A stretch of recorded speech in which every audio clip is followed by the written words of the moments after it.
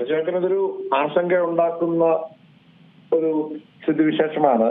നമുക്കറിയാവുന്നതുപോലെ ഇസ്രയേല് ഹമാസിന്റെ നേതൃത്വത്തെയാണ് ടാർഗറ്റ് ചെയ്തത്. അവരെ കൊല്ലാൻ കഴിഞ്ഞില്ല എന്ന് പറയുന്നു. പക്ഷെ ഹമാസ് തന്നെ സമ്മതിച്ചിട്ടുണ്ട് അവിടെ 5 ഹമാസിന്റെ അംഗങ്ങളെ അവർ കൊല്ലപ്പെട്ടു എന്നും ഒക്കെ പറയുന്നുണ്ട്.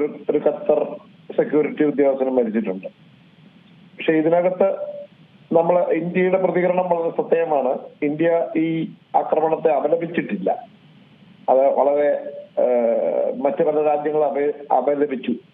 ഇന്ത്യയുടെ വിദേശകാര്യ മന്ത്രാലയം നടത്തിയ പ്രതികരണത്തിന് ഡീപ്ലി കൺസേൺഡ്, അല്ലെ വലിയ ആശങ്കയുണ്ട് എന്ന് പറയുന്നുണ്ട്. ഇതിനകത്ത് എല്ലാ കക്ഷികളും റിസ്ട്രെയിന്റും ഡിപ്ലോമസിയിലേക്കും വരണമെന്നൊക്കെ ഇത് ഫർദർ എസ്കലേഷന് ഇനി കൂടുതൽ ഇത് വഷളാക്കാതെ ശ്രമിക്കണമെന്ന് മാത്രമേ ഇന്ത്യ പറയുന്നുള്ളൂ.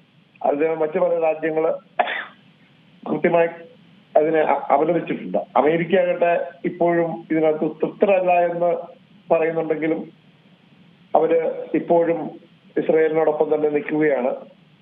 എന്തായാലും ഇതൊരു പുതിയ ആഗോള മേഖലയിൽ കൂടുതൽ സംഘർഷത്തിന് വഴിതെളിക്കും. നമുക്കറിയാവുന്ന പോലെ ഈ ഇസ്രയേലില് ഹമാസിനും ഇസ്രയേലും തന്നെ നടക്കുന്ന ഈ പോരാട്ടത്തില് വലിയ ഒരു പുതിയ തരത്തിലുള്ള ഒരു കൂട്ടായ്മ രൂപപ്പെടുന്നുണ്ട്. അതൊരു പരിധിവരെ ആശങ്കയ്ക്ക് കാരണമാകാം. നമുക്കറിയാം അമേരിക്കയുടെ ട്രംപിന്റെ ഈ തീരുവ യുദ്ധത്തിന്റെ പുറമെയാണ് ഇത്തരം പ്രശ്നങ്ങൾ ഉണ്ടാക്കുന്നത്. അത് ദോഹയിലേക്ക് കൂടെ അവരാണ് മീഡിയേഷൻ നടത്തിയിരുന്നത്. ഈ ഖത്തറും ഇടപെടലിലൂടെയാണ് ഇസ്രയേലും ഹമാസും തമ്മിൽ ഒരു വെടിനിർത്തലിന് വേണ്ടിയുള്ള ഒരു മീഡിയേഷൻ അതിനുവേണ്ടി എത്തിയവരെയാണ് ടാർഗറ്റ് ചെയ്തത്. അപ്പൊ അതിനകത്ത് തന്നെ അതൊരു വലിയ ഒരു പ്രത്യാഘാതം ഉണ്ടാക്കാം. അറബ് മേഖലയിൽ പ്രത്യേകിച്ചും ഇസ്ലാമിക രാജ്യങ്ങളിൽ പ്രത്യേകിച്ചും അവർക്ക് ഈ ഇസ്രായേലിനെതിരെയുള്ള അവരുടെ ഒളിപ്പോരും മറ്റു പോരുകൾക്കൊക്കെ ഈ പുതിയ ആക്രമണം വഴിതെളിച്ചേക്കാം എന്നത് നമ്മൾ കാണാതെ പോകരുത്. ഇതിൽ മധ്യസ്ഥത വഹിക്കുന്ന ഈ വെടിനിർത്തൽ ചർച്ചയ്ക്ക് മധ്യസ്ഥത വഹിക്കുന്ന ഒരു രാജ്യം തന്നെയാണ് ഖത്തർ. അപ്പോൾ ആ ഖത്തറിനെ തന്നെ ഇതിൽ ലക്ഷ്യം വെക്കുന്നത് എന്തുകൊണ്ടാകും? ഇത്തരത്തിലുള്ളൊരു സമാധാനത്തിലേക്ക് കാര്യങ്ങൾ പോകുന്നതിന് മുൻപ് തന്നെ ഇത്തരത്തിൽ ഈ ഖത്തറിന്റെ നേരെ തന്നെ ഇത്തരത്തിലുള്ള ആക്രമണം തുടരുന്നതിനുള്ളൊരു കാരണം എന്തായിരിക്കും?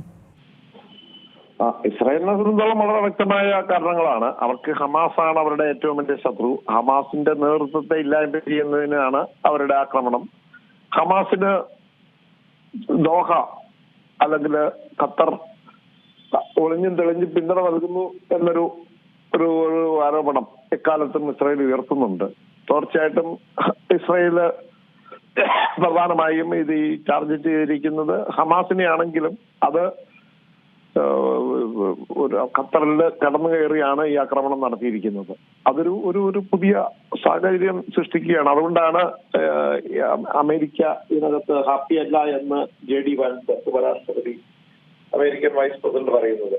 ഒരു ഇതിനകത്ത് ത്രില്ഡ് അല്ല എന്ന്, ഈ പൊതുവായ സിറ്റുവേഷനിൽ ഒട്ടും ത്രില്ഡ് അല്ല എന്ന് നമ്മുടെ ഡൊണാൾഡ് ട്രംപ് പറയുമ്പോൾ തീർച്ചയായിട്ടും ഹമാസിന്റെ ഒരു ആക്രമണത്തിനെതിരെയുള്ള ഒരു ആഗോള തലത്തില് പൊതുവായിട്ട് ഓസ്ട്രേലിയയും ന്യൂസിലൻഡും ഇന്തോനേഷ്യയും അടക്കമുള്ള മറ്റു രാജ്യങ്ങൾ വലിയ തോതിൽ അപലപിച്ചിട്ടുണ്ട്. അപ്പൊ ഇതൊരു പുതിയ സിറ്റുവേഷൻ കൊണ്ടുവരുന്നുണ്ട്. ഈ ആഗോള രാഷ്ട്രീയത്തിനും ആഗോള ഇത് എല്ലാ തരത്തിലും ബാധിക്കും. കാരണം ഈ ഇസ്രായേലിലെ പശ്ചിമേഷ്യയിലെ യുദ്ധം മറ്റു രാജ്യങ്ങളിലേക്ക് കൂടെ പടർന്നാൽ, ഇനി കൂടുതൽ പടരുകയോ കൂടുതൽ ആരെങ്കിലും തിരിച്ചടിക്കാൻ ശ്രമിക്കുകയോ ചെയ്താൽ വലിയ സാമ്പത്തിക പ്രതിസന്ധിയിലേക്ക് പോലും കടന്നേക്കാം.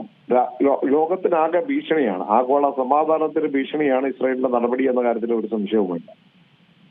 യുദ്ധത്തെ ന്യായീകരിച്ചുകൊണ്ട് ഈ ബെഞ്ചമിൻ നെതന്യാഹു രംഗത്ത് വന്നിട്ടുണ്ട്. അതിലിപ്പോൾ അത് ഏത് തരത്തിൽ വേണം നമ്മൾ കാണാൻ? ഒപ്പം തന്നെ ഇതിൽ ട്രംപിന്റെ ഒരു കൈകടത്തൽ എന്തെങ്കിലും അല്ലെങ്കിൽ ഒരു സ്വാധീനം എന്തെങ്കിലും ഇതിൽ ഉള്ളതായി നമുക്ക് സംശയിക്കേണ്ടതുണ്ടോ?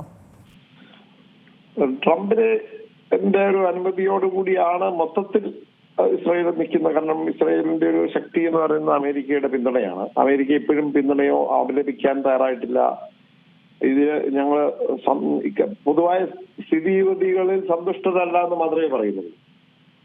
ഇത് സമാധാനത്തിനും ആർക്കും ഗുണകരമല്ല എന്ന് JD വാൻസും പറയുന്നുണ്ട്, വൈസ് പ്രസിഡന്റ്. സ്വാഭാവികമായിട്ടും അതിനപ്പുറത്തോട്ട് കിടന്ന് ഇസ്രായേലിനെ അപലപിക്കാനോ ഒന്നും തയ്യാറാവുന്നില്ല. പിന്നെ ഇന്ത്യ പോലുള്ള രാജ്യങ്ങളും ഇക്കാര്യത്തിൽ ഇസ്രായേലിനെ അപലപിച്ചില്ല എന്നത് വളരെ ശ്രദ്ധേയമാണ്. അത് കാരണം ഒരു ഇന്ത്യ ഇസ്രായേലിനോട് ചേർന്ന് നിൽക്കുകയാണ്. ഇസ്രായേൽ പ്രധാനമന്ത്രി ബെഞ്ചമിൻ നെതന്യാഹു ഇതിനെ ന്യായീകരിക്കാതിരിക്കേണ്ട കാര്യമില്ലല്ലോ. അവർ നടത്തുന്ന ആക്രമണം വളരെ ആസൂത്രിതമാണ്, വളരെ പ്ലാൻഡ് ആണ്, അദ്ദേഹത്തിന്റെ പൂർണ്ണ അറിവോടുകൂടിയാണ്. പക്ഷെ ഇതെല്ലാം അമേരിക്കയുടെ കൂടി പിന്തുണയോടെയാണ് നടത്തുന്നത് എന്ന് പൂർണ്ണമായി നമുക്ക് വിശ്വസിക്കാൻ കഴിയില്ല.